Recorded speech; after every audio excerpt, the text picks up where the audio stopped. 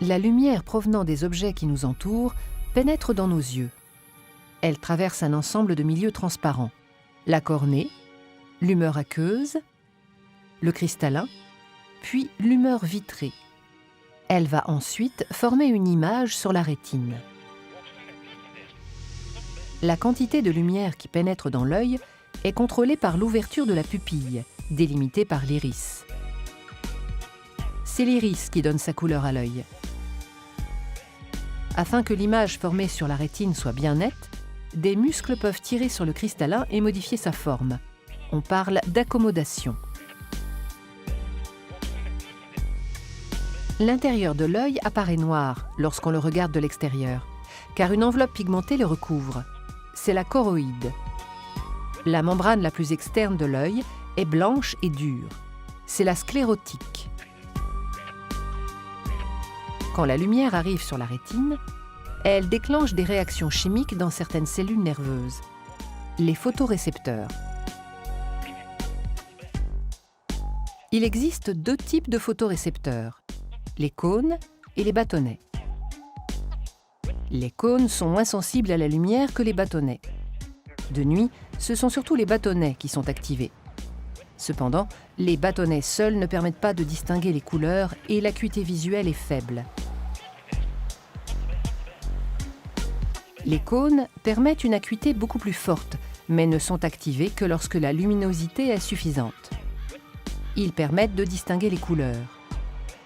Chaque type de lumière colorée active plus ou moins les trois types de cônes différents présents dans la rétine. Les réactions chimiques ayant lieu dans les cônes et les bâtonnets entraînent la création de messages nerveux qui se propagent dans le nerf optique. Ce sont des signaux de nature électrique dont la fréquence correspond à une information codée. Ces messages nerveux empruntent les voies visuelles pour atteindre le cortex visuel occipital, la partie arrière du cerveau qui traite les informations visuelles. Les messages nerveux issus des parties temporales de chaque rétine se propagent sans changer d'hémisphère cérébral. Les messages nerveux issus des parties nasales de chaque rétine se croisent au niveau du chiasma optique et rejoignent le cortex visuel occipital de l'hémisphère cérébral opposé.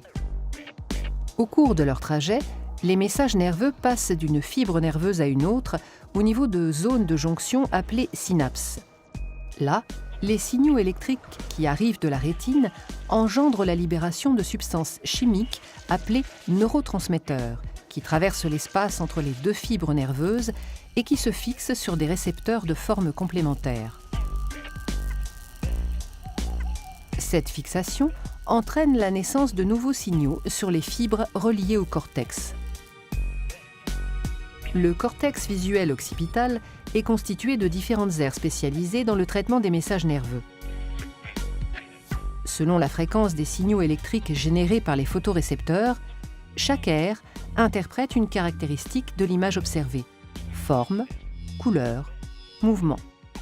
Ces différentes aires communiquent entre elles et le cerveau réalise alors une interprétation globale. Ce que nous appelons vision est donc une interprétation cérébrale de signaux électriques. Ainsi, une même image peut être interprétée de manière différente chez des individus différents qui n'ont pas vécu les mêmes expériences ou chez la même personne à des moments différents de sa vie.